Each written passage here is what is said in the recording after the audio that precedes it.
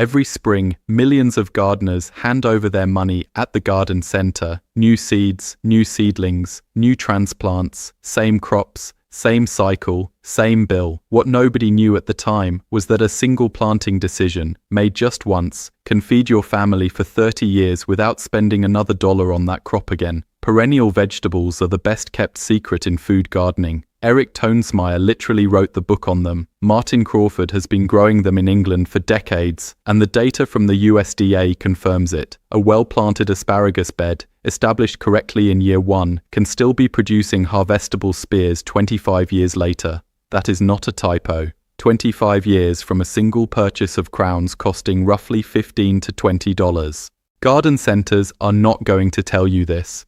Their entire business model depends on you coming back every March. But some crops, planted correctly, just once, break that cycle permanently. This episode covers 10 of them, ranked from shortest to longest productive lifespan, with real planting timelines and honest advice. No filler, no vague promises, just the crops that keep producing long after you have forgotten you planted them. But this story doesn't start with the garden center checkout line. It starts with the way plants actually work underground. Most vegetables we grow are annuals. They sprout, produce, set seed, and die, all in one season. That is their entire strategy. It is fast, it is productive, and it demands everything from the gardener every single year. New seeds, new soil prep, new transplants. The cycle never stops because the plant never survives to restart it. Perennials operate on a completely different logic. They build deep, complex root systems in their first year or two. Those roots store energy through winter. Come spring, the plant does not wait for you to replant it. It already knows what to do. It pushes back up through the soil on its own schedule, drawing on reserves it spent years building. The gardener's job shrinks dramatically. No tilling, no seed starting, no replanting, just maintenance, harvest, and patience. The soil benefits too. Permanent root systems hold moisture better than bare, tilled ground. They feed the microbial networks that make nutrients available to plants. Year over year, the soil under a perennial bed gets richer, not poorer. That is the opposite of what happens in a heavily tilled annual garden, where structure breaks down and organic matter gets depleted season after season. Eric Toensmeier spent years documenting this in his landmark book Perennial Vegetables.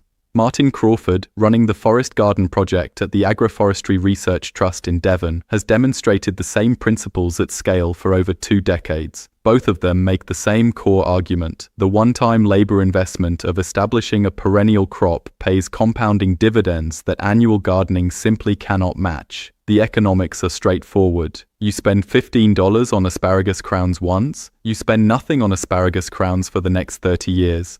That is the deal. And it gets better the longer the bed produces. The year is 1949. A small experimental farm in Illinois is tracking something unusual. A bed of asparagus, planted from crowns 3 years earlier, is producing its first full harvest. The researchers note the yield. They note the vigor.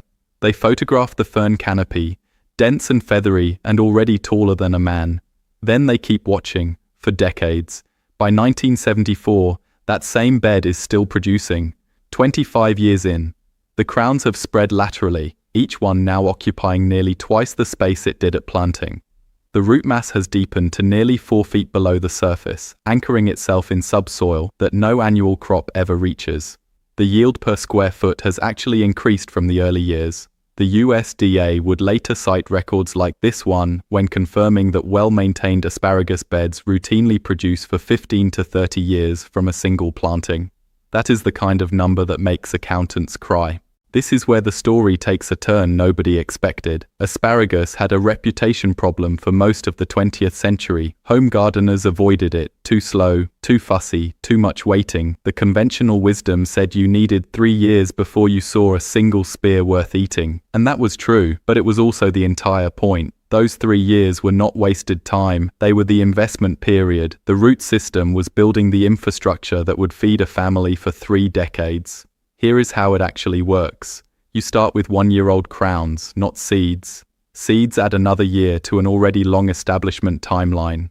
Crowns are available from most mail-order nurseries in late winter, typically priced between $15 and $25 for a bundle of 10 to 25 crowns. That bundle, planted correctly, will occupy a bed roughly 4 feet wide and 10 to 15 feet long. It will produce for the rest of your gardening life. The trench is the critical step. Dig it 8 to 12 inches deep. That depth matters enormously. Asparagus roots need room to anchor and spread downward, and shallow planting produces weak plants that heave in winter frost and decline years earlier than they should. Set the crowns at the bottom of the trench, 18 inches apart, crowns side up, roots spread outward like a spider resting flat on a table. Cover with 2 to 3 inches of soil. As the season progresses and the ferns grow taller and more confident, gradually fill the trench in a few inches at a time, following the plant upward. By fall, the trench should be level with the surrounding ground, and the ferns should be standing 4 to 6 feet tall, swaying in the wind, doing exactly what they are supposed to do. Year 1, the plant puts everything into roots. You will see ferns. You will want to cut them. Do not. Year 2, same thing. The ferns are the solar panels feeding the root system below. Every time you cut them early, you are borrowing against the next 30 years of harvest. Let them stand until they yellow and die back naturally in fall, until the first hard frost turns them brown and brittle. Then cut them to the ground and remove the debris to reduce overwintering disease pressure. Year 3 is when the patience pays off. Spears push up in early spring, thick and fast, sometimes appearing overnight after a warm rain. But even now, restraint matters. Harvest for no more than 2 to 3 weeks in year 3. You are still building root reserves.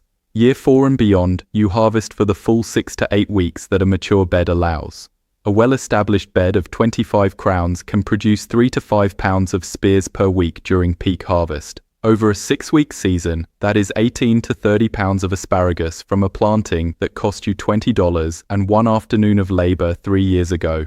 Maintenance is minimal. Top dress with compost each fall after cutting the ferns back. Work a 2-inch layer of finished compost across the entire bed surface, letting winter rain and earthworm activity pull it down into the root zone. Keep weeds out, especially in years 1 and 2 when the crowns are establishing. Asparagus does not compete well with aggressive weeds in its youth. Once established, the dense root mass crowds most weeds out on its own. Mulch helps. A thick layer of straw or wood chips over winter protects the crowns in colder climates and suppresses early weed germination in spring. Variety selection matters more than most guides admit. Jersey Knight and Jersey Supreme are the 2 most widely recommended for home gardens. Both are all-male hybrids, which matters because male plants do not put energy into seed production. They put it into spear production. Older open-pollinated varieties like Mary Washington produce both male and female plants. The female plants are visually identifiable by their clusters of small red berries in fall.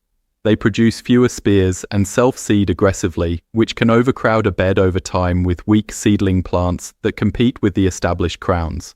For a long-term planting, all male hybrids are the clear choice. Cold hardiness is another variable worth understanding. Asparagus is rated for USDA zones 3 through 8. In zone 3, the crowns survive winters that drop to negative 40 degrees Fahrenheit, insulated by frozen soil and a thick mulch layer. In zone 8, the plant struggles because it needs a cold dormancy period to reset its internal clock and trigger the hormonal cascade that produces spears in spring. Gardeners in zones 9 and 10 can grow asparagus, but they typically need to cut the ferns back artificially in fall to force dormancy. It works, but it adds a management step that colder climate gardeners never have to think about. The clock was already ticking. The asparagus bed just couldn't hear it yet. What nobody tells you about a 30-year crop is that the decisions you make in year 1 echo for decades. The depth of your trench, the spacing of your crowns, the variety you chose, the weeds you let go in year 2. Every shortcut compounds. Every correct step compounds equally. A bed planted 8 inches deep instead of 12 will decline years earlier than it should. A bed planted with Jersey Knight crowns, properly spaced, properly fed, properly left alone in years 1 and 2, will still be pushing spears when your children are old enough to harvest it themselves.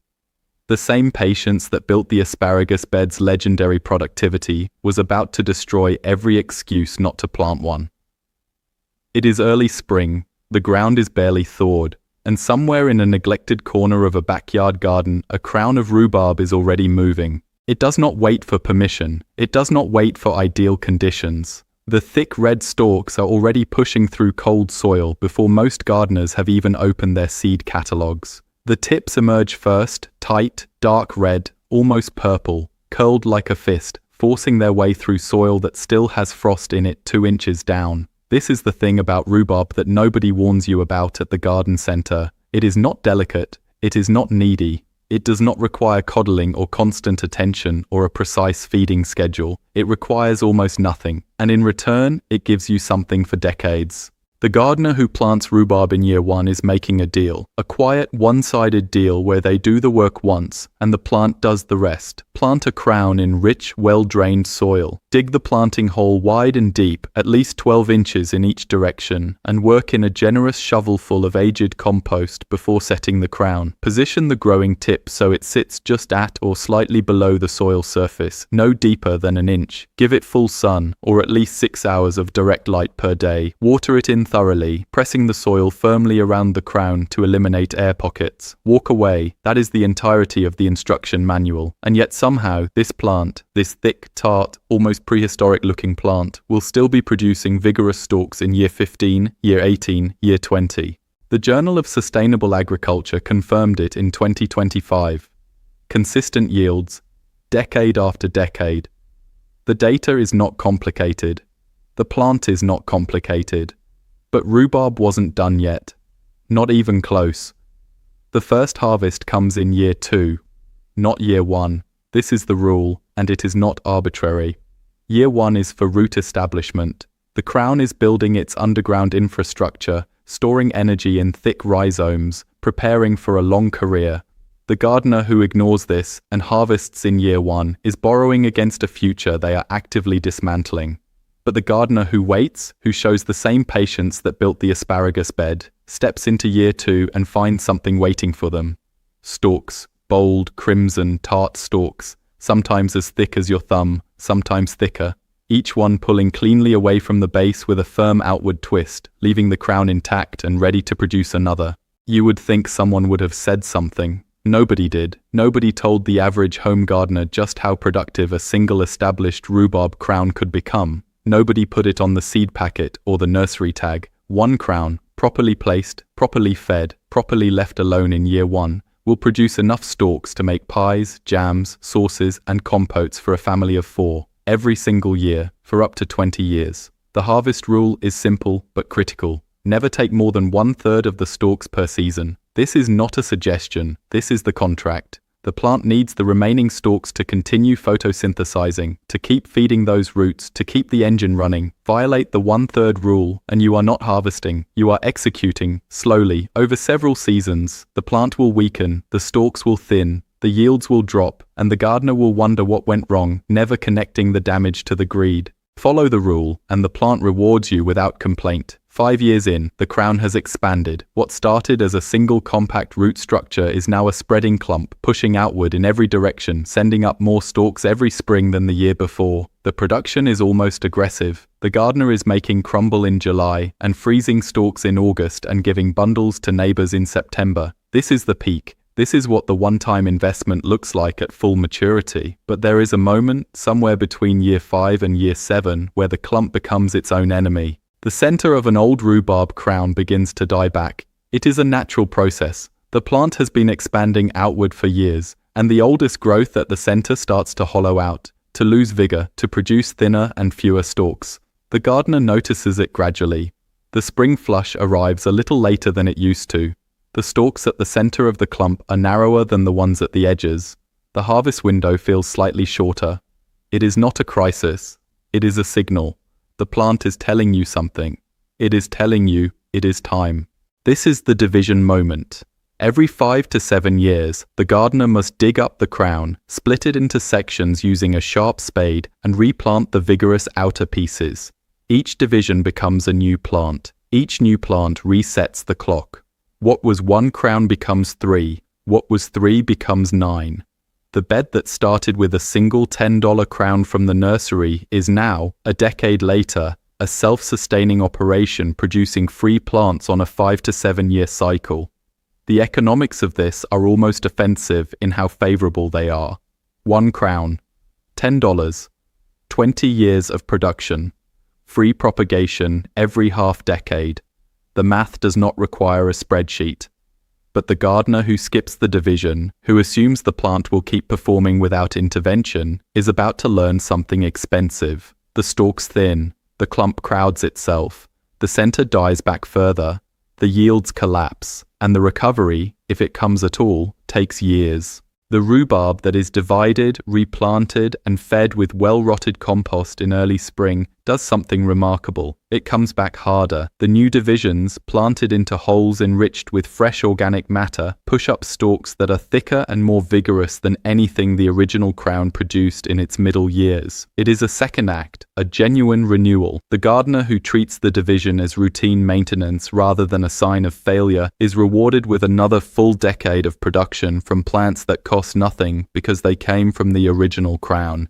The rhubarb bed, managed correctly, is not a 5-year project. It is not a 10-year project. It is generational infrastructure. It is the kind of thing you plant for yourself and divide for your children. The crown that goes in the ground this spring, in rich, well-drained soil, in a sunny corner of the garden, will still be there. Still producing, still dividing, still delivering stalks every April, long after the original gardener has stopped counting the harvests. But what nobody saw coming was just how completely the next crop on this list would redefine what it means for a plant to never, ever stop. It has no signage, no warning label, no indication from above ground of what is happening beneath the surface. A small patch of horseradish sits in a raised bed in an unremarkable backyard. The leaves are broad and slightly coarse, dark green and upright, the kind of foliage that looks vaguely medicinal without announcing itself. The flowers, if it flowers at all, are modest white clusters that most people walk past without a second glance.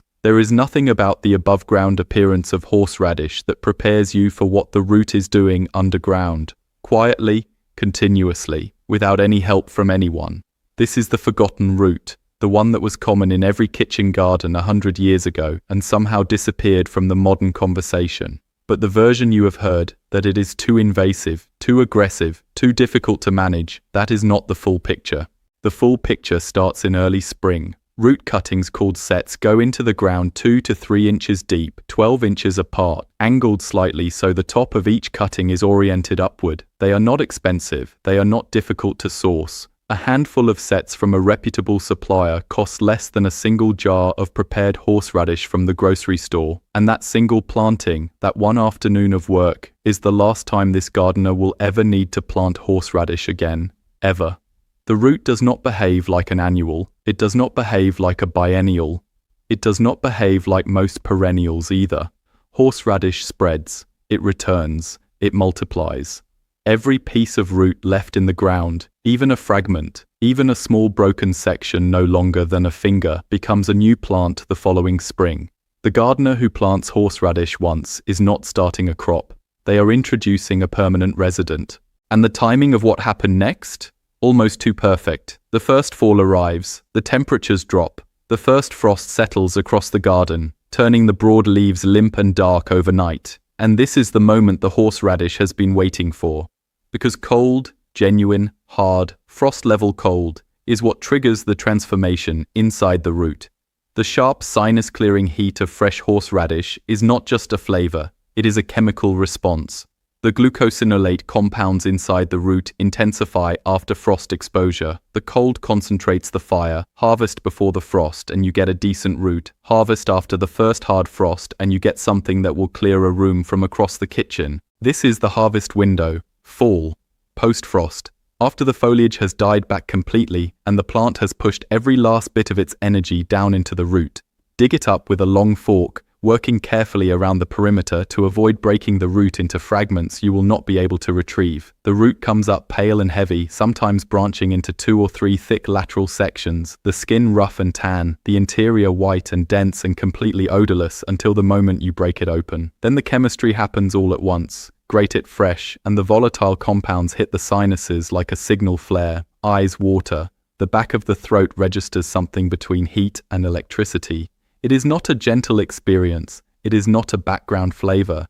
It is immediate and specific and completely unlike the mild vinegary product in the grocery store jar. Preserve it in white wine vinegar within minutes of grating to lock in the volatile compounds before they escape into the air, and leave enough root fragments in the ground to ensure next year's crop arrives without a single additional dollar spent. Year 2. The horseradish is back. It did not need to be replanted. It did not need to be coaxed. It simply emerged, right on schedule, from the root fragments that overwintered in the soil. The patch is slightly larger now. The roots are slightly more established, running deeper and branching more confidently. The yield is slightly more generous. This is the pattern. Every year the patch grows a little. Every year the roots go a little deeper. Every year the fall harvest delivers a little more raw material for the kitchen. Old-timers knew this. They planted horseradish once, decades ago, and they never thought about planting it again because they never had to. They also knew something that most modern gardeners have forgotten. Horseradish contains natural antimicrobial compounds, specifically allyl isothiocyanate, that were used before refrigeration to help preserve food. The same root that flavors a roast beef sandwich was once a practical tool in the food preservation toolkit. This was not folk medicine or rural superstition. This was applied chemistry, understood empirically by people who needed food to last through winter. A single jar of prepared horseradish at the grocery store runs $3 to $5. A patch of established horseradish in a raised bed produces enough root in a single fall harvest to fill a dozen jars. The math is not subtle, but here is where the story gets complicated. Here is where the plant's greatest strength becomes, for the unprepared gardener, a genuine problem. Horseradish spreads aggressively in open ground. Every fragment of root is a new plant. Every overlooked piece at harvest time is next year's expansion. In an open garden bed, with no physical barrier, horseradish will move. It will spread into adjacent beds. It will push under pathway edging. It will appear in places where no horseradish was ever planted, because a root fragment migrated through the soil over the course of a season. A patch planted in the corner of an open garden in spring will, by year 3 or 4, be a patch that has opinions about where it lives and no particular interest in staying where it was put. This is the honest caveat. This is what the catalogue descriptions leave out. Horseradish contains itself well in a raised bed. The physical walls of a raised bed act as a root barrier, keeping the spread manageable, keeping the harvest organized, keeping the plant where the gardener wants it. In open ground, without those walls, containment becomes an ongoing project that rarely ends in the gardener's favor. The gardener who plants in a raised bed is working with the plant's nature. The gardener who plants directly into open ground is starting a negotiation. They may not win. A simple raised bed or a deep container lined with landscape fabric at the bottom to intercept downward root growth changes the entire dynamic. It turns an aggressive spreader into a productive, manageable, permanent crop. It is not a complicated solution. It is just the right tool for the right plant. The version most people have heard, that horseradish is too invasive to grow at home, is the version without this context. It is the version told by someone who planted in open ground and lost the argument. The fall harvest of an established horseradish patch is one of the most satisfying moments in the perennial garden. The foliage has died back completely. The soil is cold and firm. The gardener pushes a long fork into the ground 6 inches from the base of the plant and lifts, and what comes up is a thick, pale, almost alarming root, sometimes as long as a forearm, sometimes branching into 2 or 3 heavy lateral sections that smells like absolutely nothing until it is broken open. The skin is rough and tan and slightly fibrous, the kind of texture that tells you something serious is happening inside, and then the root snaps apart, and the chemistry happens all at once. The volatile compounds hit the air in a wave. The eyes register it before the nose does. The sinuses open. The throat tightens slightly. The whole kitchen smells like something between fire and earth and winter. A simple preparation: grated root, white wine vinegar, a pinch of salt, sealed in a glass jar within minutes of grating to preserve the volatile compounds, produces a condiment that costs under $1 to make and sells at farmers' markets for $6 to $8 a jar. The gardener who figured this out is not struggling to justify the raised bed, because the gardener who established horseradish in a raised bed, who harvested every fall and left root fragments to regenerate, who grated and preserved and shared and sold. That gardener eventually looked at the patch and realized something. The plant had been growing for 7 years. The root system had deepened and thickened and spread to every corner of the raised bed. The harvests had gotten larger every year, and the total investment across all 7 years was still just the cost of that original bag of sets. 7 years. One purchase, hundreds of jars. That is not a garden crop, that is infrastructure. For a while, things actually seemed fine. The raised bed was thriving, the harvest was consistent, the roots were coming up clean and heavy every November, the jars were filling the pantry shelf in October and emptying by February. That didn't last, because the next crop on this list does something horseradish cannot. It does not just produce a root, it does not just spread and return. It produces something you can put on a plate, something you can serve at a dinner table, something that makes people stop mid-conversation and ask where it came from, something that takes 2 full years to reach its first harvest and then rewards that patience with a display so dramatic it stops people in their tracks from 20 feet away. The globe artichoke is not a crop, it is an argument. Click the video on screen right now.